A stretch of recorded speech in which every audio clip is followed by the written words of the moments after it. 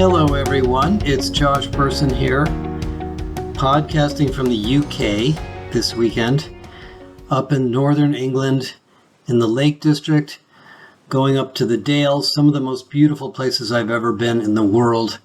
And I want to talk about three things with you relatively briefly since I'm on vacation, but I really wanted to make sure I had some thoughts available for you to think about this week. The first is I want to reflect on the National Trust, which is an entity in the UK that we don't have in the United States that speaks to this issue of the public trust and how do we deal with the public trust as institutions. The second thing I want to talk about is the second shoe that's dropped on affirmative action and the confusing situation that a lot of you are going to be in based on a letter that came out from a bunch of right-wing state attorney generals this week, and I'll read you a few quotes from that letter. And the third is I want to talk to you about AI and what we've been doing in AI, and just mention the big reset group that kicked off this week that we would invite some of you to join if you feel like you have time. So, when you go to the UK, and if you do travel into the countryside, you see vast amounts of public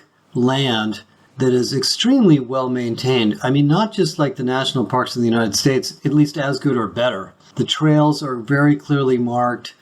The trees are trimmed. The environment there's spotless environment. There's no trash. There's no litter anywhere to be seen. There's very clear signs everywhere you go. And you find out, we talked to a tour guide, that this is all paid for by a group called the National Trust. The National Trust is a big organization here that gets a lot of money from the government and also from individuals, and you join it like you can join a public institution in the United States, and they take care of all this stuff. And we went on a bunch of hikes while I've been here and came across gardens and fruit orchards and berry orchards and all sorts of things that are really, really well maintained with National Trust employees taking care of them. And the reason I want to bring it up is that for those of you that are in the United States or another country where our society is a little younger, obviously this is a much older country than the United States, we don't have quite the same focus on what you would call the National Trust. The word trust, of course, has multiple meanings, but it means you trust it. And implicit in the National Trust is the idea that in the UK, the country as a whole, I'm sure there's people that disagree with this, want to take care of public good.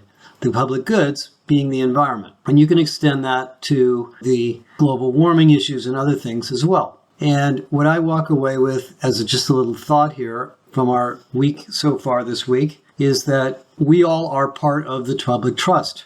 We as corporations are part of the public trust too. And, moving beyond the idea of conscious capitalism and many of the other ESG initiatives that companies focus on, and ESG is a controversial topic, we'll talk about that another time, but the idea that by acting in the public trust, we become better institutions applies to all of the profit-making enterprises you work for. Now, in the United States and other countries that are more capitalistic in focus, we get rewarded for profit and growth and market share.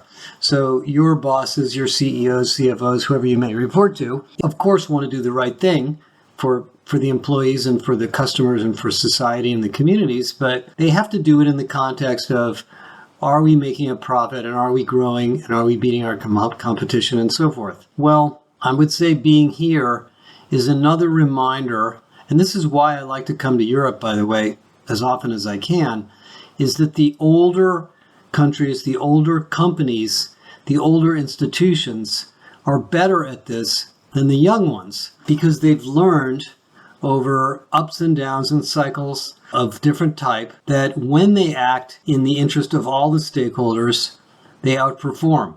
And I used to call this citizenship. And I still think it comes down to that, which is whatever you're doing as a company for your customers and your products and services, if it is not good citizenship, it will bite you. There was an interesting article yesterday I read about Google, and Google's a very well-run company and a very well-meaning company. I mean, I know something about it because I've met a lot of people there, but they laid off 12,000 people recently and hurt a lot of people because a lot of people at Google had worked there a long time and had never been treated this way, been laid off through an email apparently. I don't know how they come to those conclusions, But somehow this idea of being a good citizen may have slept, or maybe they just weren't thinking about it that way because they're under a lot of financial pressure. But being here in the UK and experiencing the public trust face to face around your environment and seeing how it works reminds me that we all have a lot to learn about this. And another funny example that I just reflected on while I'm here, we're in a part of the UK where the roads are very, very narrow. And we rented a car, not a huge car, but not a tiny car either.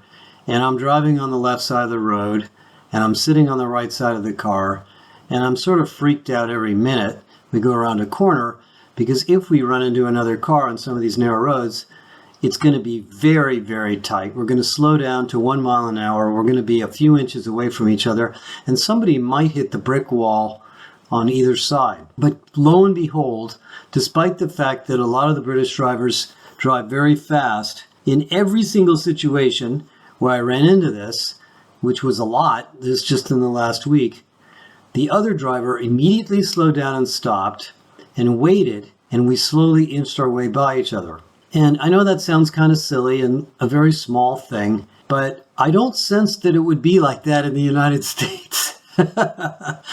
I think we're in a little more of a dog-eat-dog kind of climate where I live. So let me leave you with that idea that slow down, make a little room for the other guy, squeeze by so that you both come through safely, and the world is a better place for everybody. And I think that's a little bit of a vacation lesson for us to think about in our work environments in terms of how we treat people, if we have to do a layoff, are we being fair, and so forth. Okay, second thing I'm going to reflect on a little bit, and there's much more research yet to do on this, is the second shoe that is dropping somewhat like a rock on the affirmative action by the Supreme Court. Now, the affirmative action decision by the Supreme Court only had to do with education and admissions. But as Keith Sonderling warned me, Keith is the chair of the EEOC and a very, very strong advocate for business people and for fairness. And he warned me this is going to happen, and it's now happened. This week, a scathing letter was written to the Fortune 100 CEOs by the Attorneys General of Kansas, Tennessee, Arkansas, Alabama, Indiana, Nebraska, Iowa, South Carolina, West Virginia, Kentucky, and Mississippi. All right-wing governor states, I'm sure. And what the letter basically says, and it's a pretty insulting letter. If I was a CEO and I read this letter, I would be a little put out by it. But what it's essentially saying is that we are now extending the affirmative action decision by the Supreme Court to corporate diversity programs, and we are warning you and threatening you that if you use race-based quotas or any form of race-based reverse discrimination, we are going to sue you based on the Supreme Court results that just happened a couple of weeks ago. And the conclusion they come to is that let me just read you a couple of the comments in here. It's a very, very strongly worded letter. If your company previously resorted to racial preferences or naked quotas to offset its bigotry, that discriminatory path is now definitively closed. Your company must overcome its underlying bias and treat all employees, all applicants, all contractors equally without regard to race. Social mobility is essential to the long-term viability of a democracy, and our leading institutions should continue to provide opportunities to underprivileged Americans. Race, however, is a poor proxy for what is fundamentally a class distinction, which I'm not sure what that sentence means. Responsible corporations interested in supporting underprivileged individuals and communities can find many lawful outlets to do so, but drawing crude lines based on skin color is not a lawful outlet, and it hurts more than it helps. We urge you to immediately cease any unlawful race-based quotas or preferences your company has adopted for its employment and contracting practices. I don't know what a preference is, but we'll figure that out. If you choose not to do so, know that you will be held accountable sooner rather than later for your decision to continue treating people differently because of the color of their skin. Now, I live in a mostly black community, and I know, not personally, but pretty closely what it's like to be African American in the United States. It is not a pretty picture.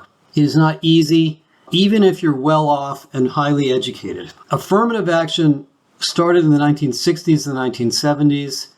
It was outgrowth of the civil rights movement. The intention was to promote women and minorities into better positions, and it worked really well. My wife and I were just talking about this. You know, we are pretty sure that my wife and a lot of her friends, female friends who became executives, were helped by affirmative action. We have laws in California that force boards to put women on boards, which, by the way, are probably unconstitutional now thanks to this new ruling. Most of you have race and gender and other forms of diversity targets and metrics and dashboards, and you do comparisons between different groups, and you do comparisons between different managers. And the reason we do those comparisons is not to reverse discriminate by race, it's to point out bias and try to root the bias out of our companies so we can be more inclusive organizations. And we don't do that because we like it. We do that because it's good business and it's good, sound management practice. It's good for hiring. It's good for customers. It's good for, I talked about this in the last podcast or the one before. But thanks to this group of attorneys general and this, what I consider to be really over the top letter, you're going to all be asked by somebody, maybe your CEO, maybe not, to look at what you're doing with respect to this recommendation by these attorneys general. And no company wants to get sued. No company wants to be made an example of. But some of you will probably want to push back on this. Some of you won't.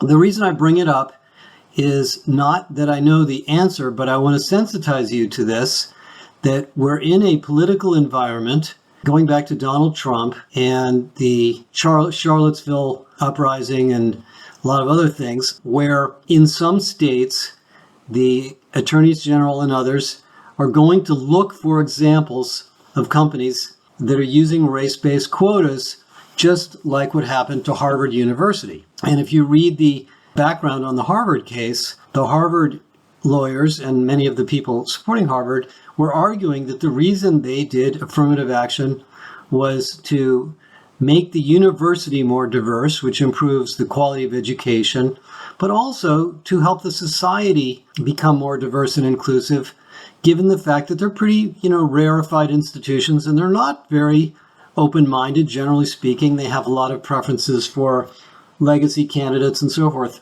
Well, the Supreme Court, for what I believe is political reasons, struck that down. So because of the imbalance of right-wing justices in the Supreme Court, this is now becoming law.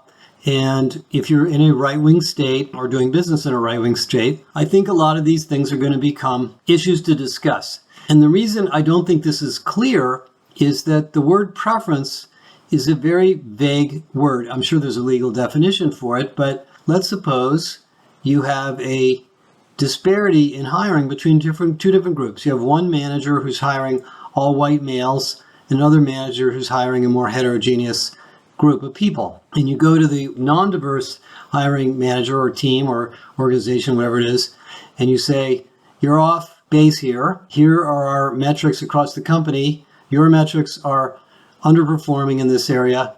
Fix it. Did you just violate the law? Did you just create a preference? Did you just create a quota? I don't know. Read that letter and you figure out what it means. I don't know the answer to that. I think there's a little bit of a Pandora's box that's been opened here that is going to make the role of DEI even harder. Now, I wrote an article more than a year ago, maybe it was 2 years ago, where I stated that I think the head of DEI is one of the toughest jobs in business. It just got harder. And, the research that's come out the last couple of weeks on heads of DEI is it's a very difficult job. The average tenure is 1.6 to 2 years or less.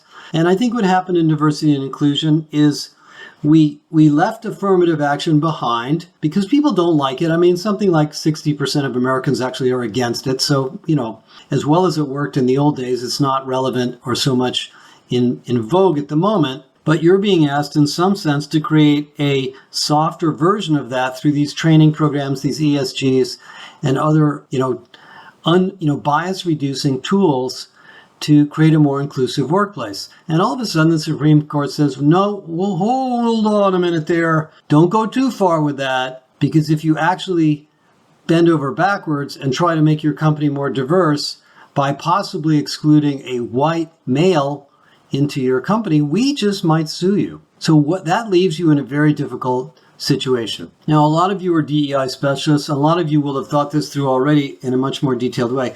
But I wanted to just point this out to you.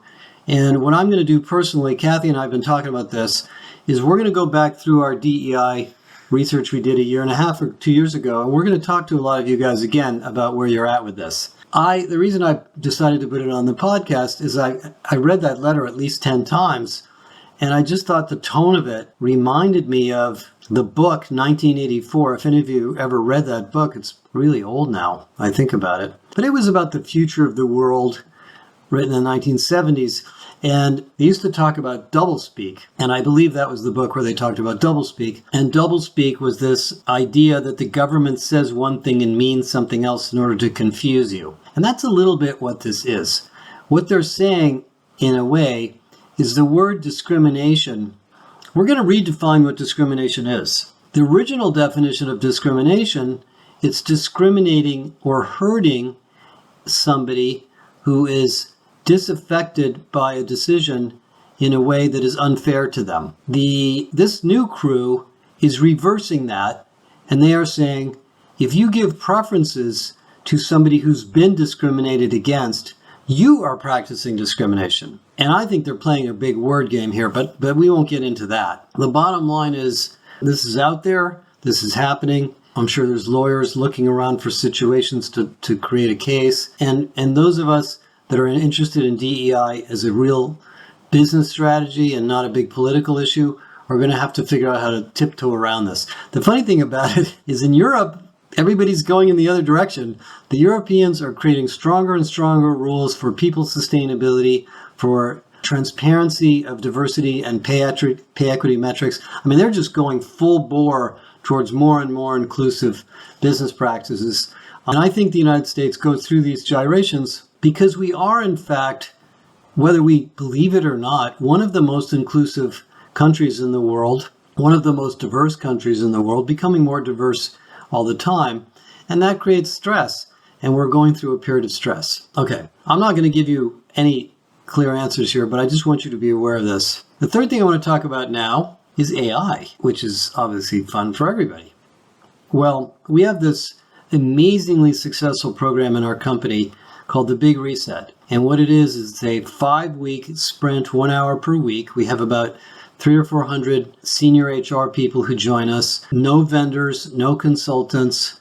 These are people who volunteer to be a part of this and join in and participate in these conference calls. And we discuss what we're working on in different topic areas. And at the end of the 5-week sprint, we write a report on what we discovered. We've done this 12 times over the last 2 years, maybe been more like 3 or 4 years. And we're starting another one next week on AI. And if any of you would like to be in the Big Reset, send a message to the info email, and we'll let you know if you're qualified or if we've got a spot for you on the next sprint. But anyway, the one we're doing this week's on AI. And we're going to be doing this for about a month and a half, 2 months. Then we'll write the findings. We're going to look at diversity. We're going to look at AI in recruiting. We're going to look at AI in employee experience. We're going to look at AI as an infrastructure in the implications of HR. We're going to talk a little bit about the generative AI stuff that we're building, that we've been prototyping and showing to a lot of you. And we'll come back to you in about 6 or 8 weeks. As part of that whole focus, this week we launched a report that I spent many hours on, interviewing almost 24 senior tech executives and mostly HR tech companies about what AI means to HR. And I encourage you to read that report. I'll put a link to it in the podcast notes. This is going to be a big deal. And, we have already had first call this yesterday, and people were asking questions like, what does this mean to my job? And what are the areas of AI that are going to be the most successful and so forth? As you know, you've probably heard from me before, I think this technology is going to revolutionize almost all of the things we do in HR eventually and disrupt many of the technology platforms that we have. And the vendors are very aware of this. There's a lot of exciting things going on. And there's a lot of plate tectonics taking place on the big platform side, OpenAI versus Google versus Microsoft, Elon Musk feels left out, so he's going to try to get into it. Lots of incredible vendors that have built large language models. I think most of you are going to have IT people building LLMs for your company, and they will probably be very powerful tools you'll be able to use within your company with the data inside of your company. The external LLMs like ChatGPT are great too, but a little bit less trusting because you can't really be sure where the data and information comes from. Just like when you type a search into Google, it's pretty good at telling you what's an ad.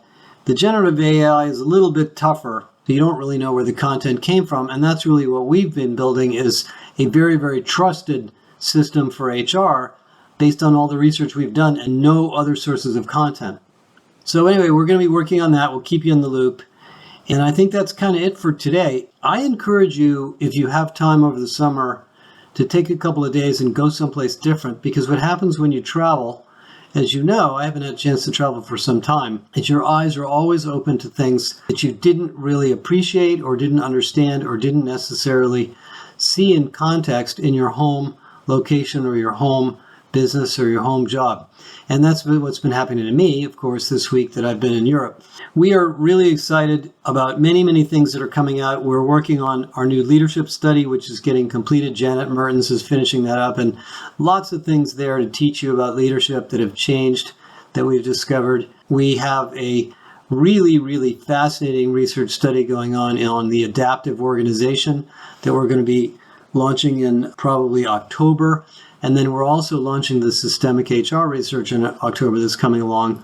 And our team has been doing a lot of work on hybrid work and the extended workforce, the workforce ecosystem, more research on learning and skills. We just published an amazing piece of research on how SAP does pay equity, really innovative approaches to pay at SAP. And for those of you that are clients, you should probably read that, and we'll talk to you about what it means and how it all works. So anyway, lots of fun stuff going on. Have a great summer. I'll try to do this podcast next week as well and keep giving you a little bit of outside perspective on what's going on in the world of work, the world of HR, the world of taking care of our employees and taking care of our organizations. Thank you.